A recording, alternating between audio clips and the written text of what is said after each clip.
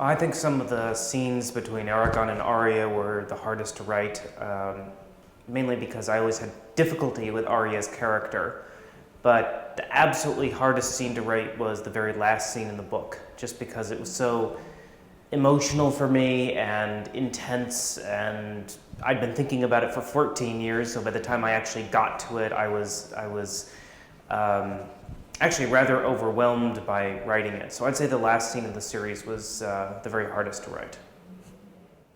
As for the easiest scene, it's hard to say. I mean, sometimes if I'd had a good breakfast and the stars were aligned right and a butterfly in Brazil had flapped its wings and a little breath of wind had touched my face and just everything was just right, sometimes I'd just fly through a scene and every single word would seem to be perfect.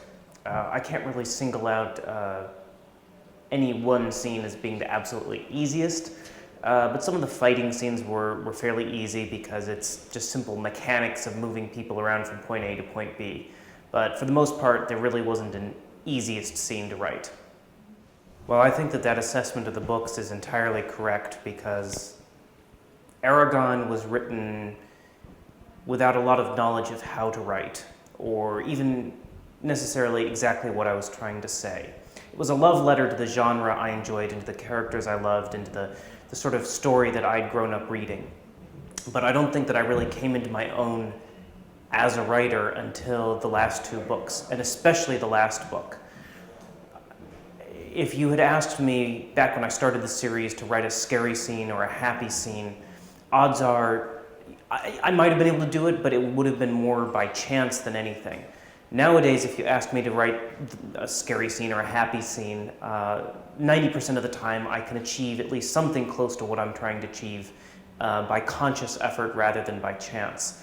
And when I look back on the series, there really isn't anything I would change about the story. There is a lot I would change about the prose in certain places. Whenever I pick up the first book, for example, or the second book, or the third book, or even parts of the fourth book, I'm always thinking, I wish I had written it this way. I wish I hadn't used that adverb. I wish I had, chopped this description down or used a shorter one or longer one or a different one.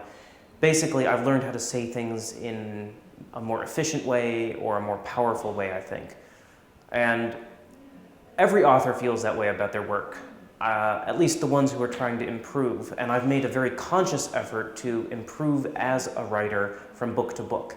And that's partly why it has taken me so long to write each book, because I'm not sitting there just writing what comes into my head the instant I think of it. I'm consciously examining it and really trying to figure out what makes the writing work and what makes it not work and how I can improve.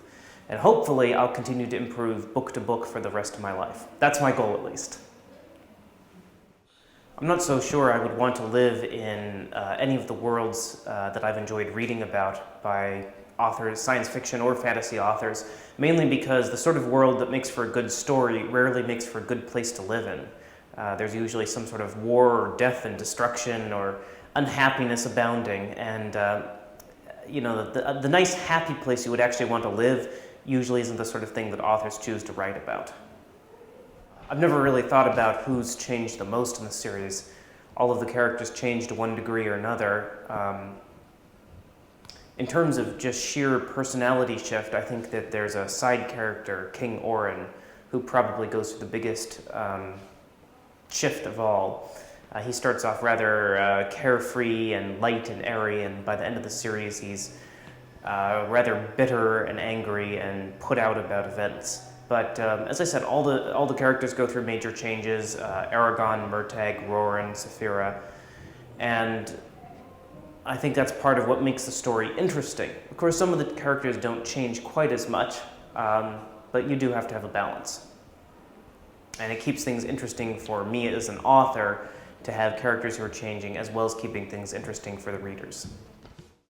Yeah, it's happened a couple of times, mostly with my with the third book, Brissinger, and then the last book, Inheritance.